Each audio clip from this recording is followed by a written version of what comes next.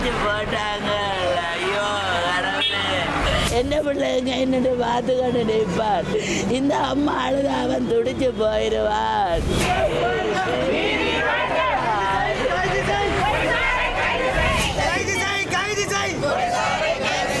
இந்த பிள்ளையில என்ன பிள்ளை இருக்குது என்ன சரி இருக்குன்னு சொல்லி வெளியில் உள்ளவைக்கு தெரியாது. அந்த வாகனத்தில் ஏறி வைத்து தானே என் பிள்ளை போகிறது. அந்த சிறுவனினுடைய நெற்றியில் வந்து சுடுற அளவுக்கு இது ஒரு திட்டமிட்ட ஒரு படுகொலையாகத்தான் இருக்கிறது. இந்த உயிரிழந்த சிறுவனை திட்டமிட்டு தான் போலீசார் சுட்டு கொண்டனர் என்பதற்கு போதிய ஆதாரங்களும் சாட்சிகளும் எம்மிடம் உள்ளன. சட்டத்தினுடைய இரும்பு கரத்தை பயன்படுத்தி மக்களை வந்து கொலை செய்வது என்பது ஒரு பொழுதும் ஏற்றுக்கொள்ள முடியாத செயல். வன்முறையை பயன்படுத்தி சுட்டு கொள்வது என்பது மிகவும் ஒரு அநியாயமான செயல். அதனை ஏற்றுக்கொள்ளவே முடியாத செயல். மனித உரிமை, அடிப்படை உரிமை பறிக்கப்பட்டிருக்கிறது. இந்த பிள்ளை போன்று வடகிழக்கு தேசம் எங்கும் இருக்கும் என்கிற தமிழின பிள்ளைகளும், தமிழின பெண்களும், தமிழின சிறுவர்களும், தமிழின குடும்பங்களும் பாதுகாக்கப்பட வேண்டும். அந்த சிறுவனுடைய தாயாருடைய சகோதரன் கடந்த 3 நாட்களாக என்ன நடந்தது என்று தெரியாமல் காணாமலாக்கப்பட்டிருக்கிறார்.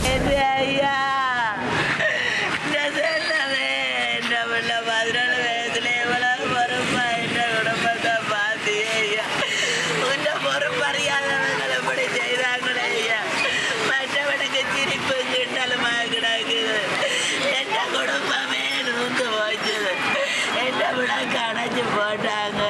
ஐயோ கடவுளே,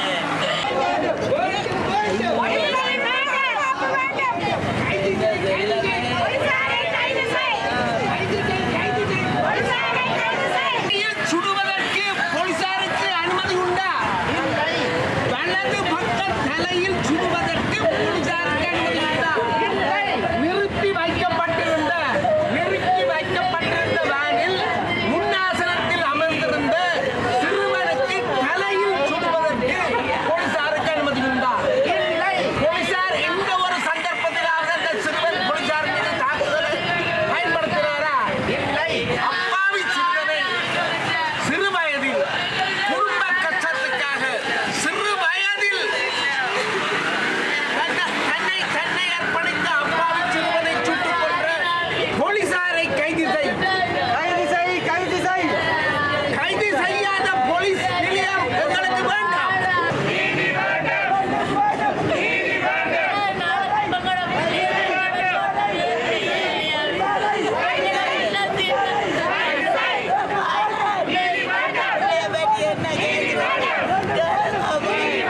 என்ன பிள்ளைய பற்றி என்ன கேட்குறீங்க?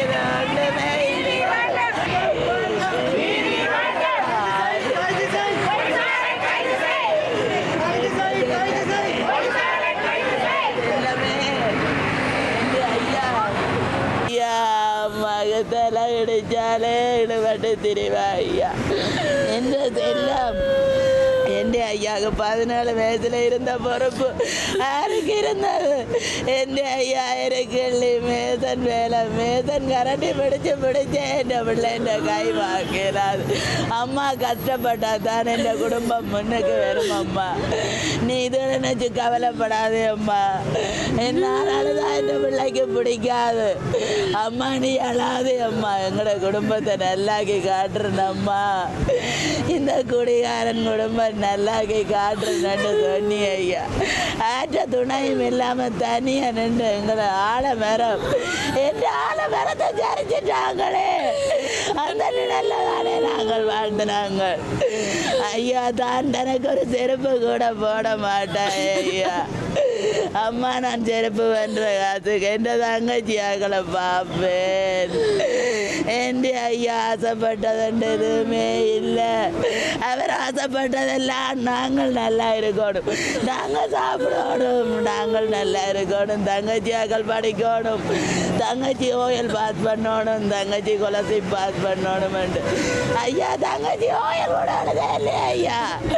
என்ன ஐயா தங்கச்சி ஓயல் கூட ஐயா? என்ன செல்லம் என்ன ஐயா? நீ எங்கேயா இருந்து பார்த்துட்டு இருக்கிற? என்ன பிள்ளைங்க என்னட்டு பார்த்துக்கொண்டு நிற்பான். இந்த அம்மா அழுது அவன் துடிச்சு போயிடுவான். என் ஐயா ஒரு நாளைக்கு கூட அம்மாவை காணாடு. என் அம்மா என் ஐயா ஆடத்தியில் போகிற நேரம் கூட ஐ மிஸ் யூ அம்மா. என் அம்மா வேறு ஒருத்தரும் இல்லை. என் அம்மாண்டு இன்றைக்கு செத்து எவ்வளோ நாளைக்கு கனவுல வந்து தங்க சின்ன கனவுல வந்து அம்மாவை பார் அம்மா. ஐயோ கடவுளே என் ஐயா. வேண்டும் வேண்டும் வேண்டும் கைது செய் கைது செய் கைது செய் கைது செய் கைது செய் கைது செய். துப்பாக்கி கலாச்சாரம் துப்பாக்கி கலாச்சாரம் வேண்டும் வேண்டும் வேண்டும் வேண்டும் வேண்டும் வேண்டும் வேண்டும் வேண்டும் வேண்டும் வேண்டும் போலீஸ் அராஜகம் போலீஸ் அராஜகம் போலீஸ் அராஜகம் போலீஸ் அராஜகம்.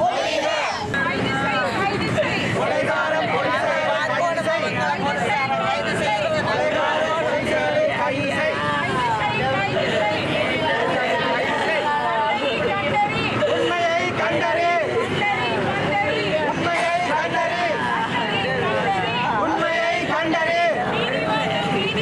பாதிக்கப்பட்டவருக்கு நீதி வேண்டும் பாதிக்கப்பட்டவருக்கு நீதி வேண்டும் பாதிக்கப்பட்டவருக்கு நீதி வேண்டும்.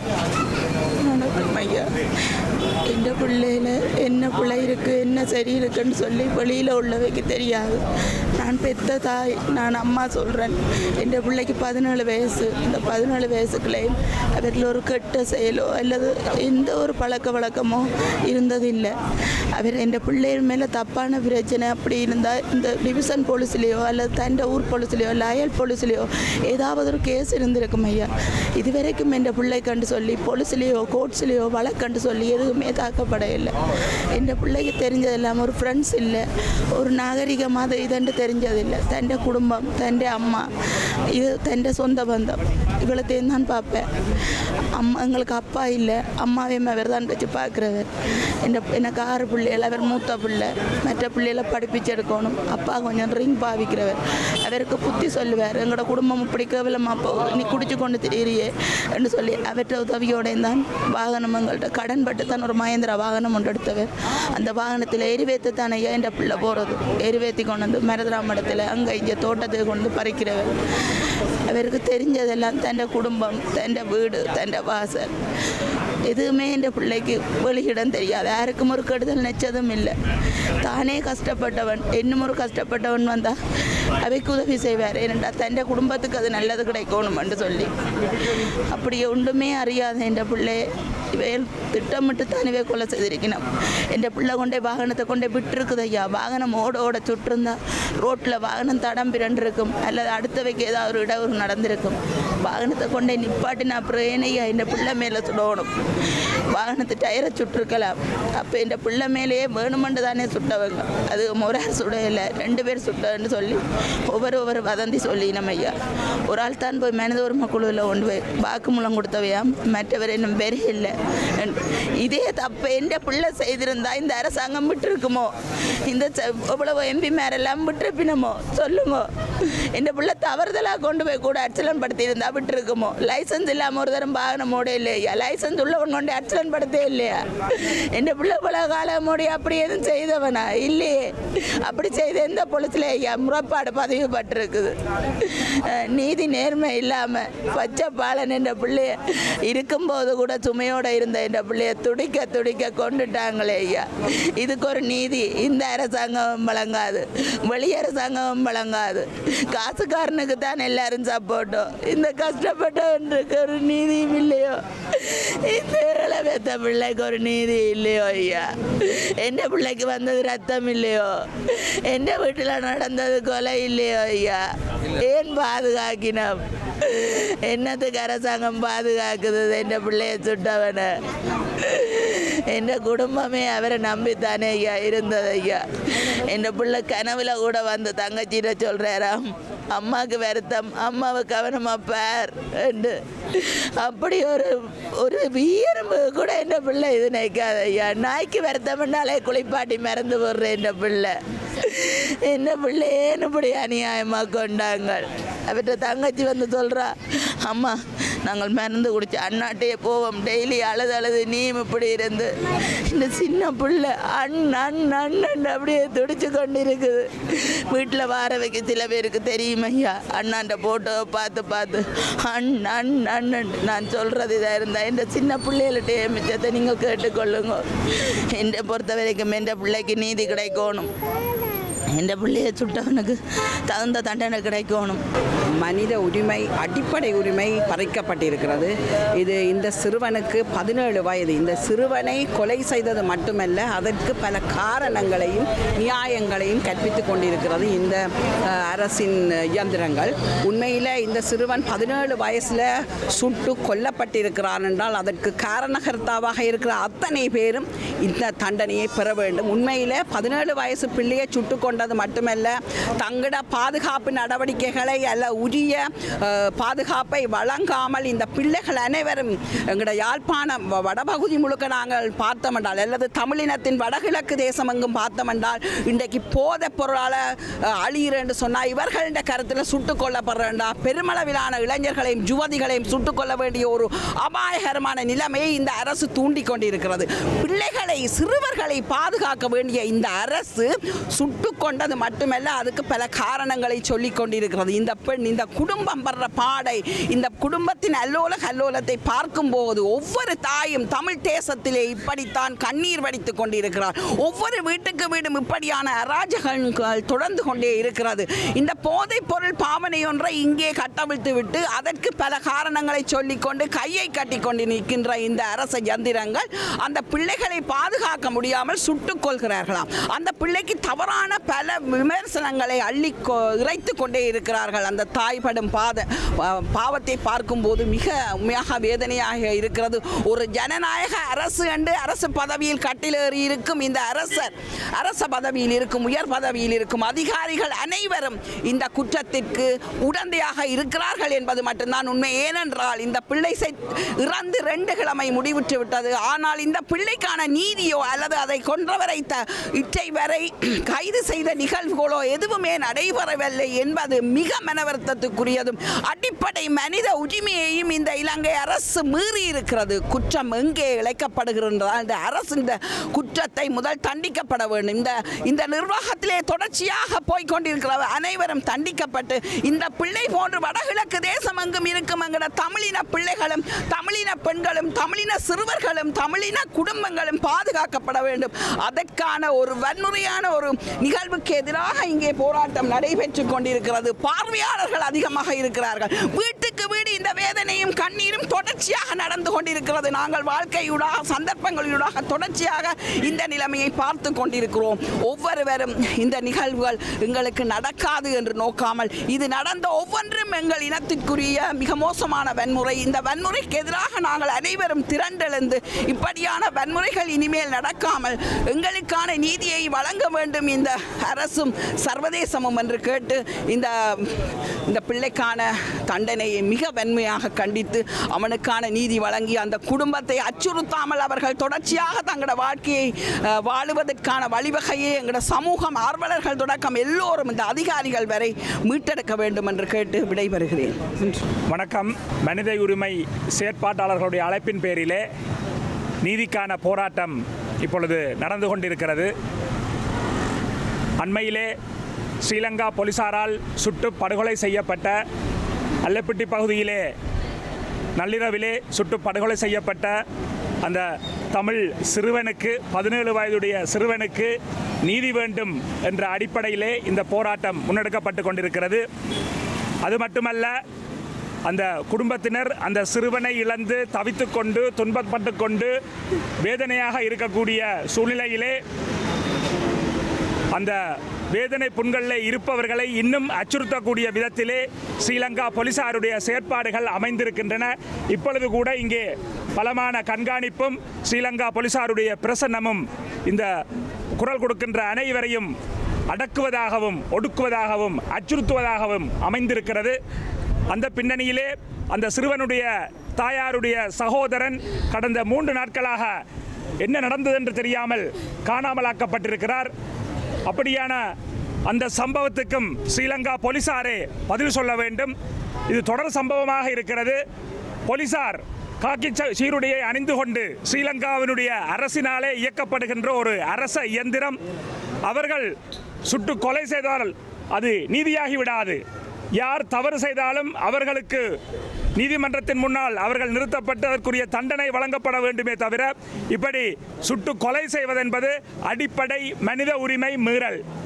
இதற்கு அனைத்து மனிதர்களும் குரல் கொடுக்க வேண்டும். அந்த விதத்திலே நள்ளிரவிலே கொலை செய்யப்பட்ட அந்த சிறுவனுடைய உடலம் அதிகாலையில் தான் வைத்தியசாலையில் சேர்க்கப்பட்டிருக்கிறது. அதிகாலை நேரம் வைத்தியசாலையிலே பலத்த ஸ்ரீலங்கா போலீஸ் திணைக்களமே அங்கே ஒன்று குவிந்திருந்தது. அப்படிப்பட்ட பாதுகாப்பும் அச்சுறுத்தல்களும் ஸ்ரீலங்கா போலீசார் முன்னெடுத்து வருகிறார்கள். தமிழர்கள் என்ற காரணத்தினாலே காலங்காலமாக அடக்கி ஒடுக்கப்பட்டு வருகின்ற ஸ்ரீலங்கா போலீசாருடைய இந்த அராஜகம் நிச்சயமாக நீக்கப்பட வேண்டும். ஸ்ரீலங்கா அரசு இதற்கு நடவடிக்கை எடுக்காத பட்சத்திலே சர்வதேச சமூகம் இதிலே தலையிட்டு சர்வதேச மனித உரிமை அமைப்புகள், ஐக்கிய நாடுகள் சபையினுடைய மனித உரிமை நிறுவனங்கள் மற்றும் ஏனைய சர்வதேச நாடுகள் என்று சர்வதேச சமூகமாக இந்த நீதிக்காக குரல் கொடுக்க வேண்டும். இப்படியான கொலைகளை எமது உறவுகளும் எமது சமூக தலைவர்களும் அரசியல் தலைவர்களும் சமயத் தலைவர்களும் சிவில் செயற்பாட்டாளர்களும் மனித உரிமை செயற்பாட்டாளர்களும் நிச்சயமாக துணிந்து வந்து கண்டிக்க வேண்டும். இதற்குரிய எதிர்ப்பை ஆங்காங்கு எங்களுடைய பகுதிகளிலே அனைவரும் முன்னெடுக்க வேண்டும் என்றும் இந்த சந்தர்ப்பத்திலே அழைப்பு விடுத்து, இப்படியான சம்பவங்களை நாங்கள் அனுமதிப்போமாக இருந்தால் இது தொடர்கதையாக இருக்கும். நமது இனத்தை பொறுத்தவரையிலே காலத்துக்கு காலம் பல்கலைக்கழக மாணவர்கள், ஊடகவியலாளர்கள், தமிழிளைஞர்கள் பலவிதமான வழிகளிலே இப்படி கொலை செய்யப்படுவதும் தமிழின அழிப்பினுடைய, தமிழ் இன படுகொலையினுடைய ஒரு அங்கமாகவே நாங்கள் கருதுகின்றோம். ஆகவே இந்த சம்பவத்தை நாங்கள் மிகவும் வன்மையாக கண்டித்து நிற்கின்றோம். பொத்துவில் தொடக்கம் பொலிகண்டி வரை மக்கள் இயக்கம் தன்னுடைய முழு ஆதரவை அந்த குடும்பத்தினருக்கும் அவர்களுடைய உறவுகளுக்கும் நாங்கள் எப்பொழுதும் துணை நிற்போம் என்கின்ற உறுதியையும் கொடுத்து இந்த நீதிக்கான போராட்டம் தொடர்ந்து நடைபெறும். அந்த அடிப்படையிலே அனைத்து உறவுகளையும் நாங்கள் அன்புரிமையோடு அழைத்து நிற்கின்றோம். அல்லைப்பட்டியில் வைத்து ஒரு 17 வயது சிறுவன் அநியாயமான முறையில் போலீஸ் அராஜகத்தால் கொலை செய்யப்பட்டிருக்கிறார். அவர் வாகனம் ஓட்டி சென்ற பொழுது அவர் அதை நிறுத்தவில்லை என்ற ஒரு காரணத்தை அடிப்படையாக வைத்துக்கொண்டு அவரை போலீசார் சுட்டுக்கொன்று இன்றைக்கு அந்த கொலையை பல்வேறு வகையில் போலீசாரும் ஏனைய தரப்பினரும் நியாயப்படுத்தி வருகிறார்கள். இது ஒரு போலீஸ் அராஜக செயல். இது போலீசினுடைய ஒரு வன்முறை மிக்க முகத்தை எங்களுக்கு மீண்டும் ஒரு முறை காட்டுகின்ற செயலாக இருக்கிறது. நாட்டில் சட்டத்தையும் ஒழுங்கையும் நிலைநாட்ட வேண்டிய போலீசாரே அதனை ஒரு தங்களுக்கு அந்த அதிகாரத்தை தமக்கு சார்பாக பயன்படுத்தி ஒரு வறிய குடும்பத்தை சேர்ந்த ஒரு சிறுவனை கொலை செய்திருக்கிறார்கள். இது மிகவும் கண்டிக்கப்பட வேண்டிய விடயம். இந்த நாட்டிலே பலர் பொருளாதார ரீதியான பின்னடைவுகள் காரணமாக வறுமை, வேலையின்மை, சாதிய ரீதியான ஒடுக்குமுறை, இப்படி நீண்ட கால செயல்முறைகள் போராள மக்கள் பொருளாதார ரீதியாக வடகிழக்கில் நலிவடைந்து இந்த சூழ்நிலையில் தான் பலர் கல்வியை இடைநிறுத்தி அவர்கள் வேறு தொழில்களை செய்ய வேண்டிய நிலைக்கு தள்ளப்பட்டிருக்கிறார்கள். அப்படிப்பட்ட ஒரு நிலையில் ஒருவர் 17 வயதில் அவர் வாகனம் ஓடினார் என்ற ஒரு கருத்தை மாத்திரம் வைத்து அவரை வாகனத்தை நிறுத்தி அவரை வேறு வழிகளிலே அதை பற்றின விசாரணைகளை செய்யாமல் விடுத்து அதனை வன்முறையை பயன்படுத்தி சுட்டுக் கொள்வது என்பது மிகவும் ஒரு அநியாயமான செயல். அதனை ஏற்றுக்கொள்ளவே முடியாத செயல். இந்த செயல் கண்டிக்கப்பட வேண்டிய ஒன்று மாத்திரமல்ல, தேசிய மக்கள் சக்தி அரசாங்கம் தாங்கள் நல்ல ஆட்சியினை கொண்டு வருகிறோம், நல்ல முறையிலே செயற்படுகிறோம் என்றெல்லாம் சொல்லிக்கொண்டு இன்னும் இந்த கொலைக்கு எந்த விதமான ஒரு நடவடிக்கையும் அவர்கள் எடுக்கவில்லை. இதை ஒரு பாராமுகமான ஒரு போக்கு தான் இதில் நாங்கள் இதை கண்டு கொண்டிருக்கிறோம். மக்களினுடைய கட்டமைப்பு சார் பிரச்சனைகளுக்கு, வறுமை, வறுமை, வேலையின்மை இவற்றுக்கு எல்லாவற்றுக்கும் தீர்வுகளை கொடுத்து சிறுபான்மையான மக்கள் வந்து கௌரவமான முறையில் தங்களுடைய இடங்களில் வாழ்றதுக்கு வழிகளை செய்து கொடுக்காமல் விட்டு சட்டத்தினுடைய இரும்பு கரத்தை பயன்படுத்தி மக்களை வந்து கொலை செய்வது என்பது ஒரு பொழுதும் ஏற்றுக்கொள்ள முடியாத செயல். இன்று இது இந்த அருள் பயசுக்கு நடந்திருக்கிறது, நாளை இது யாருக்கு வேண்டுமானாலும் நடக்கலாம். ஆகவே இந்த போலீஸ் அராஜகத்தை நாங்கள் மிக மோசமாக கண்டிக்க வேண்டிய ஒரு தேவை இருக்கிறது. அதற்காக நாங்கள் தொடர்ந்து போராட வேண்டும். இந்த பிரச்சனையை மனித உரிமை சார் தரப்புகள் யாவரும் கருத்தில் கொண்டு இதற்கு எதிராக குரல் கொடுக்க வேண்டும். தென்னிலங்கையிலும் இது தொடர்பாக ஒரு விதமான மௌனம் இருக்கிறத நாங்கள் பார்க்கிறோம். இதை பற்றி ஒருத்தரும் கதைக்கிறத காணவில்லை. இதெல்லாம் கதைக்கப்பட்டு பேசப்பட வேண்டிய விடயமாக இருக்கிறது. அப்போ இது தொடர்பாக உடனடி நடவடிக்கை எடுக்க வேண்டியது அரசினுடைய ஒரு முக்கியமான பொறுப்பாக இருக்கிற அதே நேரம் நாங்களும் தொடர்ந்து இந்த பாதிக்கப்பட்ட குடும்பத்துக்கு ஆதரவாக இருக்க வேண்டியது அவசியம். இன்றும் அவர்களுடைய குடும்பத்தினர் போலீசாரும் சிஐடியினரும் பல்வேறுபட்ட நெருக்கு வாரங்களை எதிர்கொண்டு கொண்டிருக்கிறார்கள். அந்த நெருக்கு வாரங்கள் உடனடியாக நிறுத்தப்பட வேண்டும். அவர்களுடைய குடும்பத்தைச் சேர்ந்த ஒருவரை காணவில்லை, அதற்கு என்ன நடந்தது என்பது கண்டறியப்பட வேண்டும். ஆகவே நீதிக்காக எல்லோரும் இணைந்து இந்த சிறுவன் அந்த குடும்பத்தினர் இதே போன்று பாதிக்கப்பட்ட ஏனைய எல்லோருக்காகவும் நாங்கள் குரல் கொடுப்பது மிகவும் அவசியம். டயர் மீது தான் துப்பாக்கி பிரயோகம் செய்திருக்க வேண்டும், ஆனால் இது அவ்வாறு நடக்கவில்லை. எனவே இது அந்த சிறுவனினுடைய நெற்றியில் வந்து சுற்றளவுக்கு இது ஒரு திட்டமிட்ட ஒரு படுகொலையாகத்தான் இருக்கிறது. மீண்டும் இந்த அரசினுடைய கோர முகத்தை இதில் காட்டி நிற்கிறது. எனவே இதுவரைக்கும் அந்த சுட்டுக்கொலை செய்யப்பட்ட போலீசார் இதுவரைக்கும் கைது செய்யப்படாதது இந்த அரசு திட்டமிட்ட வகையில் இது நடத்தியதாகத்தான் பார்க்கப்படுகின்றது. எனவே அது மாத்திரமல்ல, இந்த குடும்பத்தார் பாதிக்கப்பட்ட அந்த குடும்பத்தாரை அச்சுறுத்துகிற வகையில் தினமும் போலீசார் அங்கே சென்று அச்சுறுத்தி கொண்டிருக்கிறார்கள். இன்றைக்கு காலையில் கூட அந்த போலீசார் வந்து அந்த வீட்டை சூழ பல படையெடுப்பில் அந்த போலீசார் குவிந்திருந்ததாக குடும்பத்தார் கவலை வெளியிட்டிருக்கிறார்கள். அதை விட புலனாய்வாளர்களால் அச்சுறுத்தப்பட்டு கொண்டிருக்கிறார். இதே நேரத்தில் அந்த சுட்டு கொல்லப்பட்ட இவருடைய மாமனார் ஜெயலட்சுமன் கடந்த 20ஆம் திகதியில் இருந்து காணாமல் ஆக்கப்பட்டிருக்கிறார். எனவே அவர் தொடர்பான முறைப்பாடு போலீசாரிடம் பதிவு செய்யப்பட்டிருக்கின்றது. எனவே இது தொடர்கதையாக தொடர்ந்து கொண்டிருக்கிறது. அதே நேரத்தில் இங்கே இருக்கின்ற இலங்கை மனித உரிமை ஆணைக்குழு இந்த விடயத்தில் என்ன நடவடிக்கை எடுத்தது என்பதனை பொது வழியில் பொதுமக்களுக்கு தெரியப்படுத்த வேண்டும். இந்த அரசினுடைய நிகழ்ச்சி நிரல்களுக்கு செயற்படாமல் நீதியான விசாரணை நடைபெற வேண்டும் என்று பொதுமக்கள் சார்பாக பாதிக்கப்பட்டவர்களுக்காக குரல் கொடுப்பவர்களுக்காக நாங்கள் வேண்டி நிற்கிறோம். நன்றி. மனித உரிமை ஏற்பாட்டாளர்களால் நடத்தப்படுகின்ற இந்த போலீசாருக்கு எதிரான கண்டன ஆர்ப்பாட்டத்திலே பெருமளவான சமூக உணர்வாளர்கள் மற்றும் பிரதிநிதிகள் கலந்து கொண்டிருக்கின்றார்கள். இந்த போராட்டமானது உங்களுக்கு தெரியும், 2 வாரங்களுக்கு முன்பாக அல்லைப்புட்டி பகுதியிலே போலீசாரினால் அதிகாலை வேளையிலே திட்டமிட்டு நிகழ்த்தப்பட்ட ஒரு துப்பாக்கிச் சூட்டு சம்பவத்தின் ஒரு இளைஞன் உயிரிழந்த சம்பவம் நீங்கள் அறிந்திருப்பீர்கள். இன்று அது 2 கிழமை ஆகியும் இந்த இளைஞனுக்கான நீதி மறுக்கப்பட்டிருக்கின்றது. அந்த சம்பவத்துடன் தொடர்புடைய போலீசார் இன்று வரைக்கும் கைது செய்யப்படவில்லை. அந்த இளைஞனுடைய குடும்பங்கள் தொடர்ச்சியாக அச்சுறுத்தப்பட்டு கொண்டிருக்கின்றது. அந்த இளைஞனுடைய மாமனார் 3 நாட்களுக்கு முதல் காணாமலாக்கப்பட்டிருக்கின்றார். அந்த குடும்பத்தினுடைய வீட்டிலிருந்து சகல இலங்கையினுடைய புலனாய்வாளர்களும் கண்காணித்துக் கொண்டிருக்கின்றார்கள்.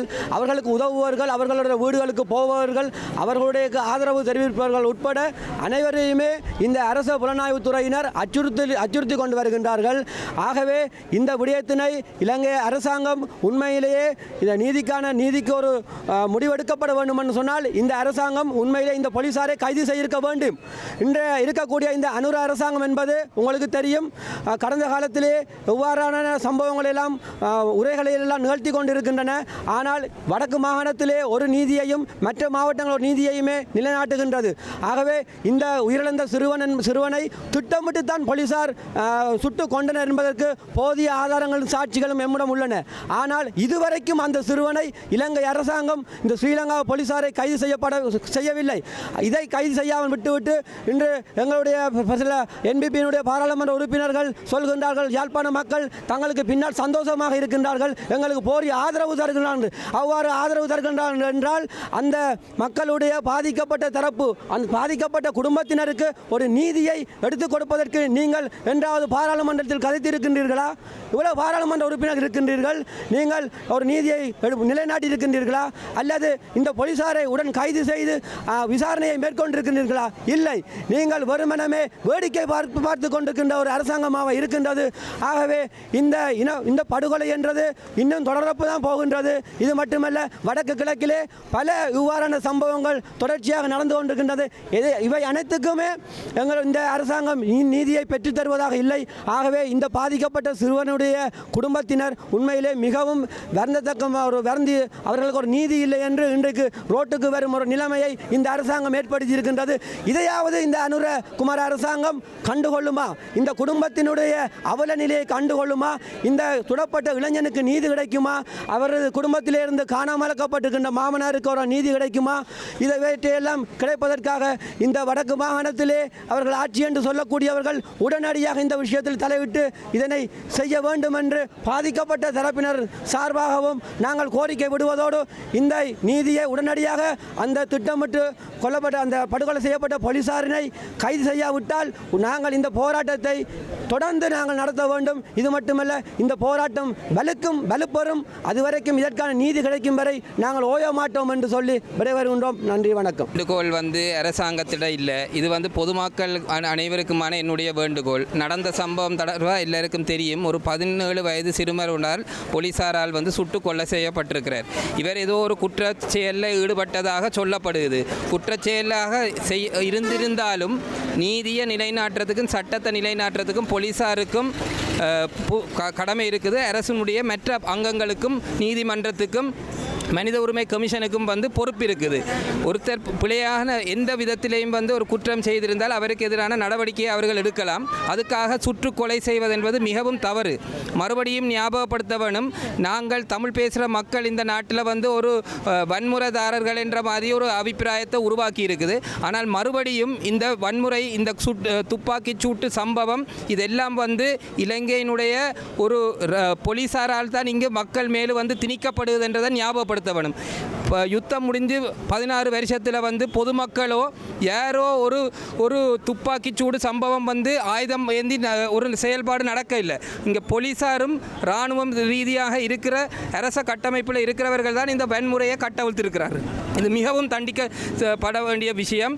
எங்களுடைய பிள்ளைகளுக்கும் நாளைக்கு இது நடக்கலாம். இவர்களுக்கு நடந்துவிட்டது இவர்களுடைய பொருளாதார நிலை அல்லது அவர்களுடைய சமூக நிலையை மட்டும் நாங்கள் கருத்தில் கொண்டு அது நியாயப்படுத்தப்படுறதை நாங்கள் ஏற்றுக்கொள்ளக்கூடாது என்று மிகவும் மிகவும் தாழ்மையாக நான் கேட்டுக்கொள்கிறேன். இது மிகவும் மிகவும் கொடூரமான ஒரு செயல், தண்டிக்கப்பட வேண்டிய செயல். அனைவரும் இதுக்கு எதிராக குரல் எழுப்ப வேணும். அனைவரும் இதுக்கு ஒன்று சேர்ந்து நிற்க வேணும். ஏனென்றால் தண்டனை, குற்றம் செய்தால் தண்டனை கொடுக்கலாம், ஆனால் கொலை செய்வது மிகவும் தவறானது.